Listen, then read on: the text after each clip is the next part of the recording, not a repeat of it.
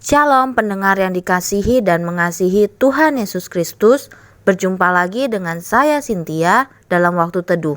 Marilah kita menyiapkan hati kita untuk mendengarkan firman Tuhan.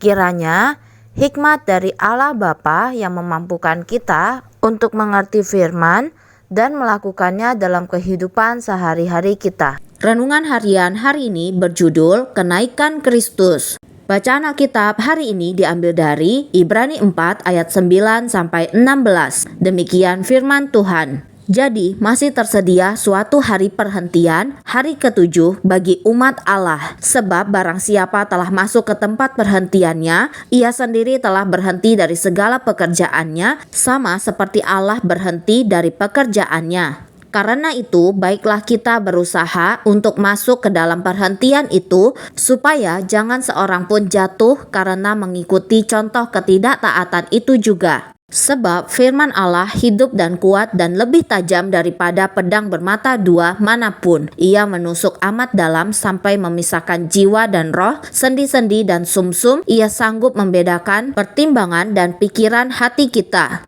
Dan tidak ada suatu makhluk pun yang tersembunyi di hadapannya, sebab segala sesuatu telanjang dan terbuka di depan mata Dia, yang kepadanya kita harus memberikan pertanggungan jawab. Karena kita sekarang mempunyai imam besar agung yang telah melintasi semua langit, yaitu Yesus Anak Allah. Baiklah kita teguh berpegang pada pengakuan iman kita. Sebab imam besar yang kita punya bukanlah imam besar yang tidak dapat turut merasakan kelemahan-kelemahan kita. Sebaliknya, sama dengan kita, ia telah dicobai, hanya tidak berbuat dosa. Sebab itu, marilah kita dengan penuh keberanian menghampiri tahta kasih karunia, supaya kita menerima rahmat dan menemukan kasih karunia untuk mendapat pertolongan kita pada waktunya. Nats pembimbing hari ini diambil dari Ibrani 4 ayat 14. Demikian firman Tuhan. Karena kita sekarang mempunyai imam besar agung yang telah melintasi semua langit, yaitu Yesus Anak Allah. Baiklah kita teguh berpegang pada pengakuan iman kita. Hari ini merupakan hari kenaikan Kristus ke surga, hari yang sering diabaikan. Hari yang kita peringati setiap 40 hari setelah Paskah ini menandai peristiwa naiknya Kristus ke tempat Bapa di dalam kemuliaan.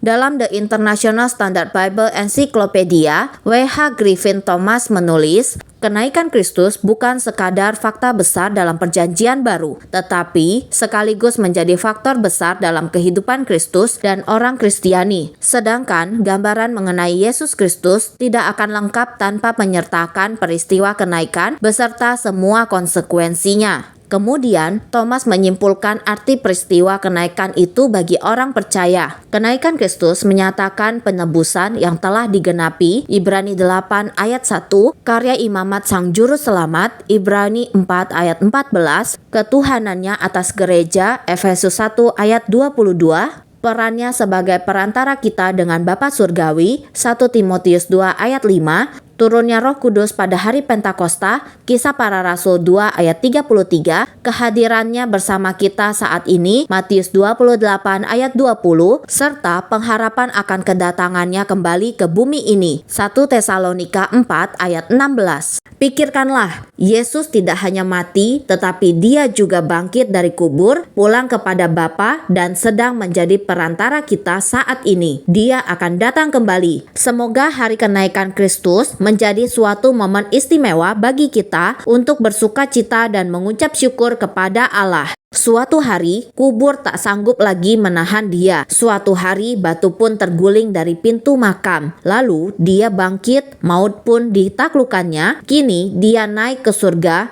Tuhanku sepanjang masa. Yesus yang mati untuk menyelamatkan kita, kini hidup untuk menjaga kita. Demikianlah renungan harian hari ini. Sampai jumpa lagi pada kesempatan berikutnya. Tuhan Yesus memberkati kita semua.